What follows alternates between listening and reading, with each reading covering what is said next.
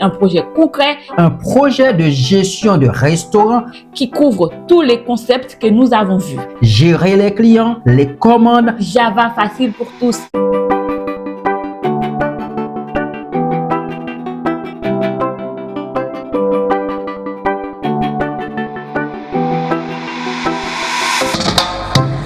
Salut à tous et bienvenue sur la chaîne Solid Code App. Je suis ici avec Marie. Bonjour à tous et bienvenue dans cette nouvelle vidéo. Aujourd'hui, c'est une vidéo un peu spéciale car elle marque la fin de notre série Java facile pour tous sur la programmation procédurale en Java. Nous allons vous présenter un projet concret qui couvre tous les concepts que nous avons vus. Les structures des données, la gestion des fils, des piles et bien plus encore. Et oui les amis, dans cette vidéo, nous allons construire ensemble un projet de gestion de restaurant en utilisant la programmation procédurale. Vous allez voir comment on peut organiser un système complet en Java, gérer les clients, les commandes, les tables, les assiettes, tout ça en manipulant des structures de données simples. Et on passera à la programmation orientée objet après pour rendre notre projet encore plus robuste. Bienvenue dans notre écran. Non, pas encore dans notre écran noir. Nous allons commencer par notre cahier de charge. Alors, un cahier de charge est un document formel qui définit les besoins, les exigences et les contraintes liées à un projet ou un produit à développer. Il sert de base pour la conception, la mise en œuvre et la validation d'un projet. Donc, pour notre projet de gestion des restaurants, nous avons créé ce petit cahier de charges. Donc, nous allons voir ici qu'on appelle GR, gestion restaurant. OK? Voyons ensemble la table des matières. Qu'est-ce qu'on va voir?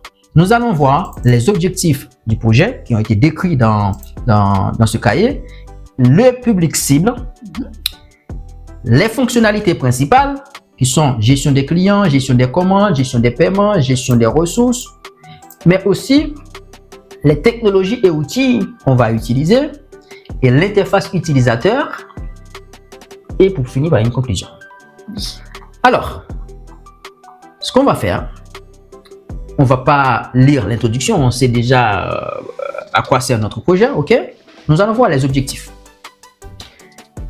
Dans un premier temps, nous allons gérer la file d'attente des clients. On doit s'assurer que chacun attend son tour pour passer commande. OK? Oui. Voilà. On doit faciliter la gestion des prises de commande en s'assurant de la disponibilité des tables et en informant le client du statut de sa commande. Super. OK? Nous allons préparer et servir les commandes, c'est-à-dire un salarié va préparer la commande et servir le client sur une table. On doit aussi s'assurer de la gestion efficace des ressources. Les ressources sont quoi? Ce sont les tables et les assiettes. Le client qui a fini de manger, il doit payer l'addition. Donc, on doit s'assurer aussi de la gestion de l'addition et du paiement. Voilà.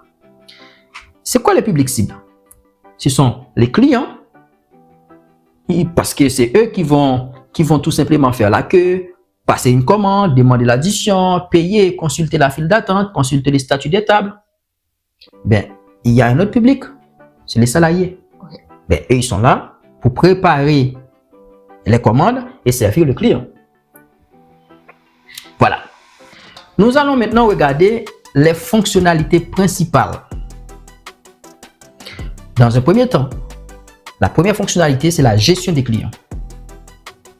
Pour la gestion des clients, il y aura la création d'une file d'attente, il y a le passage de commandes, il y a la demande de l'addition et paiement. Donc, étape 4.2, c'est la gestion des commandes. Il y a la prise de commande, le client il passe commande, non, donc le système doit prendre en compte la commande du client, voilà, et l'étape de préparation de commande. C'est-à-dire un salarié doit intervenir pour préparer la commande selon l'ordre de la file d'attente. Et puis, servir le client correspondant à la commande sur une table. Puis, on va s'intéresser à la gestion des paiements. Demande de l'addition par le client. Le client qui a fini de manger, il demande l'addition. Paiement de l'addition. On doit s'assurer au moment du paiement que le compte est bon avant de libérer la table. Ok. Étape 4.4, c'est la gestion des ressources. Les restaurants n'ont pas de ressources illimitées.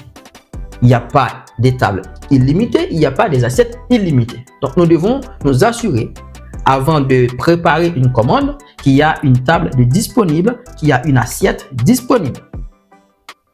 Donc, nous devons gérer aussi une file de tables, mais aussi une pile d'assiettes. D'accord. OK? Oui. Et puis, nous allons nous intéresser aux technologies. Quelles sont les technologies qu'on va utiliser? Pour le front, nous allons utiliser la console.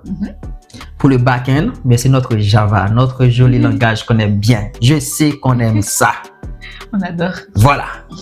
Nous allons enchaîner avec l'interface utilisateur. Nous allons voir l'ergonomie de l'interface utilisateur. C'est bizarre ça. La console ergonomique, oui, on peut rendre l'interface noire la plus jolie. On va essayer de voir ce qu'on peut faire. OK? Nous allons rendre l'interface simple et intuitive pour chaque utilisateur. Ainsi, nous allons nous concentrer sur les textes qu'on affiche à l'utilisateur. Les textes d'information doivent être de couleur blanche. Les textes d'erreur doivent être en rouge et les textes de succès après une opération en vert. Par exemple, quelqu'un qui passe sa commande, OK, la commande a bien été prise en compte, on lui donne cette information est affichée en vert. Voilà, c'est une information qui est réussie. Très bien. OK, bien, parfait. Donc, en conclusion, ce projet de gestion restaurant vise à améliorer la gestion des clients, des commandes et des ressources du restaurant. Cette version met l'accent sur la gestion rigoureuse de l'ordre d'arrivée des clients, le paiement avant la libération des tables et garantit que chaque client fait la queue et pas seulement passe une commande de manière arbitraire. Cela permet de mieux gérer les commandes en fonction de la disponibilité des tables et de l'ordre de passage et d'ajouter une gestion réaliste des paiements avant de libérer la table. Super. Et voilà, vous venez de voir la description de notre projet gestion restaurant à travers un cahier de charges simple et réaliste. Tout cela nous permet de poser une base solide pour la prochaine étape, l'implémentation des fonctionnalités du projet. Dorénavant, vous pouvez tenter de réaliser ce projet dans votre écran noir en attendant la prochaine vidéo.